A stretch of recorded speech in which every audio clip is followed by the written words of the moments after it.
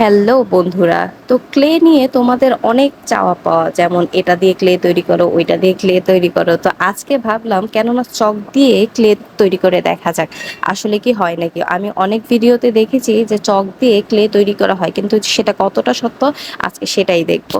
তো চলো ভিডিওটি শুরু করা যাক।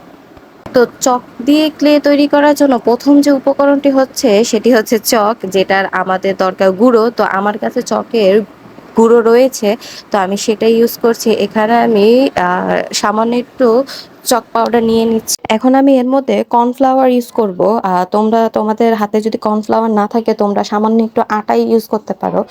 আর এরপরে আমি দিয়ে দিব গ্লু। তোমাদের ঘরে যে কোনো গ্লু থাকলে সেটা তোমরা ইউজ করবে, কিন্তু ওই যে কাঠের যে গ্লুগুলো থাকে সেগুলো তোমরা ইউজ না করলেই ভালো। তো আমি এখানে গ্লু অ্যাড করে নেব। এখন আমি এর মধ্যে সামান্য একটু পানি অ্যাড করে সবগুলো উপকরণকে ভালো করে মিশিয়ে নেব। সবচেয়ে বেস্ট হয় যদি এটা হাত দিয়ে মেশানো হয়। তো তোমরা তো দেখতেই পাচ্ছ এটা হাতের সাথে একদম আঠার মতো লেগে লেগে আছে। তো এজন্য আমি এই সামান্য একটু অলিভ অয়েল ইউজ করবো। এখানে তোমরা যে কোনো তেল ইউজ করতে পারো।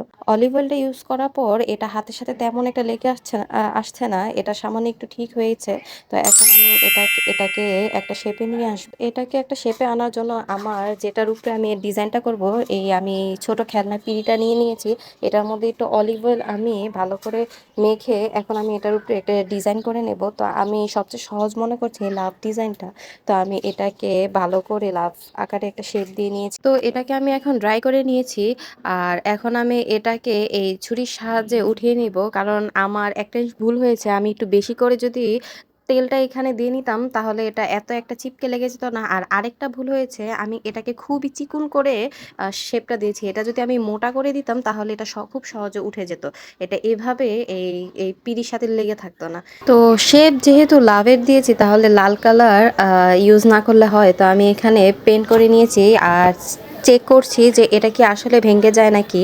তো আমার অনেক দিনের ইচ্ছে ছিল যে চক দিয়ে আসলেই কি ক্লে বানানো যায় নাকি, বা ক্লের মতো কোনো কিছু তৈরি করা যায় নাকি। তো আমি অনেক স্যাটিসফাইড, কারণ আমি এটা প্রথম বানিয়েছি আর কি কি ভুল হয়েছে আমি সেগুলো বুঝতে পেরেছি, বা পরবর্তীতে আমি কিভাবে বানালে এটা পারফেক্টভাবে একটা জিনিস চক দিয়ে ক্লে বানিয়ে এটা তৈরি করা যাবে সেটাও আমি বুঝতে পেরেছি।